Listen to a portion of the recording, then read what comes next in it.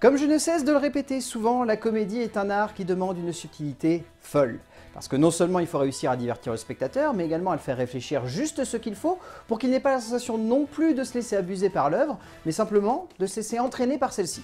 Que ce soit sous la forme d'une parodie, sous la forme d'un petit délire, ou simplement d'un ensemble de petits sketchs créant à la longue et au fil de leurs avancées une structure de cinéma prenante, on peut faire de la comédie avec à peu près tout et n'importe quoi, tant que l'on sait comment la mettre en forme ou simplement comment jouer avec les différents personnages qui l'habitent, et c'est là la grande force et forme de ce genre. Souvent, on a un peu fait n'importe quoi avec la comédie. Certains auteurs, comprenant qu'il faut lui donner une vraie forme et un vrai impact sur le spectateur pour faire en sorte que l'on apprécie à quel point elle sait comment jouer avec notre humour et notre approche de celui-ci. Mais notamment au cœur du cinéma français, on a un peu l'impression que depuis quelques années, il suffirait simplement de jouer avec une base vaguement anecdotique pour faire en sorte que celle-ci fonctionne, ou simplement soit à peu près utile pour nous. Mais les deux comédies que l'on va évoquer aujourd'hui ont été un véritable vent de fraîcheur lorsqu'elles sont sorties en salle, et elles seront bientôt complétées par un troisième volet qui est supposé leur apporter si ce n'est une conclusion, en tout cas une nouvelle perspective. Car au milieu des années 2000, un certain Michel Hazanavicius, déjà reconnu comme un auteur de comédie loufoque bien allumé et fumé, décide de redonner vie aux concurrents francophones d'un certain espion britannique qui avait essayé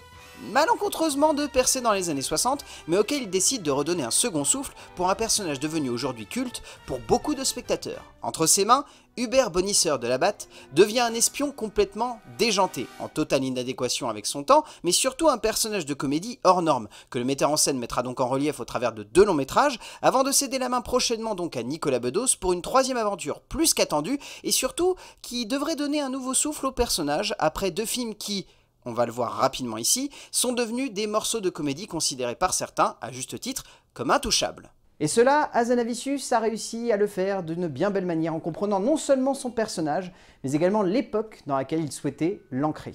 En 2006, donc, Michel Hazanavicius met donc en scène la première œuvre de l'espion français,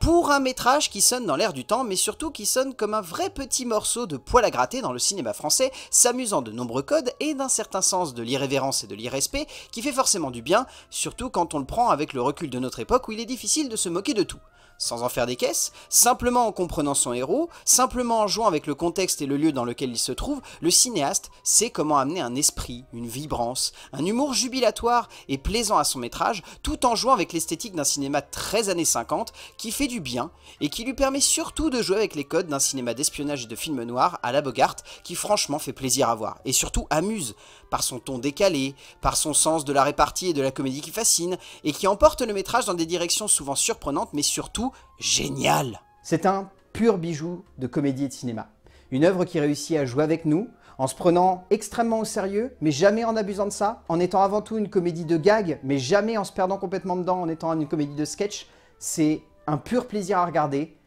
et à revoir encore et encore et encore.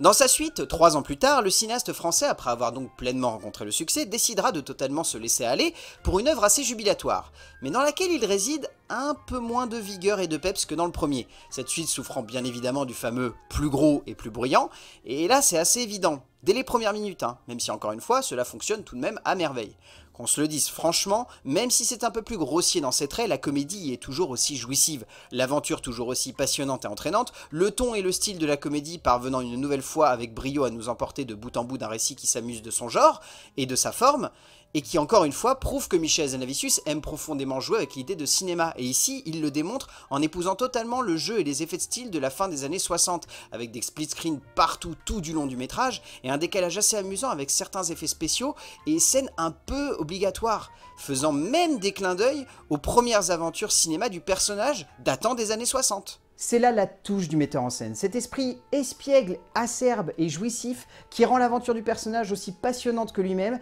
et qui fait que ce deuxième volet, malgré ses maladresses, est également réussi. Bon certes, ce n'est pas beaucoup à se mettre sous la dent pour cerner le personnage, mais en un sens, Hazanavicius n'a pas besoin de plus pour construire justement et correctement son héros au travers de 2 métrages dans lesquels il parvient à mettre tout son amour de l'époque dans laquelle il ancre son héros et surtout de la manière avec laquelle il se doit de rendre hommage à celle-ci en même temps qu'à une manière de faire du cinéma. Que ce soit l'hommage au film noir et au cinéma d'espionnage à l'ancienne dans Le Carnet d'Espion, ou la fantastique maîtrise d'un cinéma d'aventure complètement loufoque et démesuré dans sa suite Rio ne répond plus, Hazanavicius sait comment amener son héros dans une aventure aventures folles, et sait comment jouer avec le spectateur pour ne pas simplement le laisser devant un ensemble de gags, mais bien l'emporter totalement dans une aventure délirante et jouissive, dans laquelle il se sent à la fois passionné, mais également fasciné par la maîtrise du ton et encore une fois des différents styles de comédie se mettant en place devant lui. Hazanavicius est un auteur de comédie qui la comprend et qui ne cherche jamais à se moquer d'elle, parce qu'il sait que s'il le fait, c'est là qu'il perdra le spectateur. Dans sa première aventure, OSS 117 est le symbole d'une France dépassée par son temps, et en cela, Hazanavicius réussit à le mettre en scène comme un héros loufoque,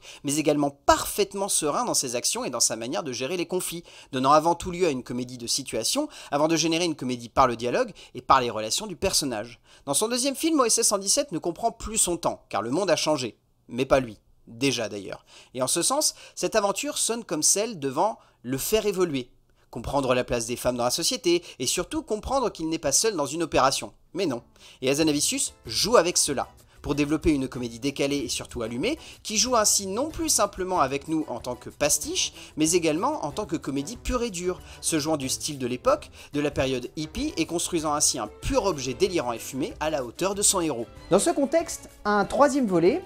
qui sort quand même plus de 10 ans après la sortie du précédent, sonne comme un projet casse-gueule, mais également un sacré casse-tête pour son auteur-réalisateur. Difficile dans le monde d'aujourd'hui de se dire qu'OSS 117 a encore une place. Mais pourtant, il est indéniable que le personnage n'a pas encore fait son temps et qu'il a encore des choses à nous raconter. Mais saura-t-il être toujours aussi croustillant, toujours autant en décalage avec notre époque, sans pour autant sonner comme un Marouf ou un Gougnafier? C'est la vraie question qui réside dans cette nouvelle adaptation du héros. Ainsi se pose le long métrage de Nicolas Bedos comme une nouvelle anomalie, comme quelque chose de simplement impossible et improbable sur le papier, mais qui pourrait bien également donner lieu à une jolie surprise, à condition que le personnage trouve le juste milieu entre le côté amusant et décalé du héros de Jean Brousse, et l'aspect toujours aussi savoureux mais également complexe du mordant du cinéma de Bedos, capable de nous proposer des choses souvent audacieuses, mais qui peuvent également être considérées comme un poil excessives si elles sont mal utilisées par le cinéaste. Espérons du plus profond de notre cœur que le metteur en scène saura apporter avant tout ce qu'il faut au héros et non ce qu'il veut absolument lui donner. Une jolie prise de risque finalement ce début d'année qui pourrait donner lieu, sait-on jamais, à une surprise de cinéma.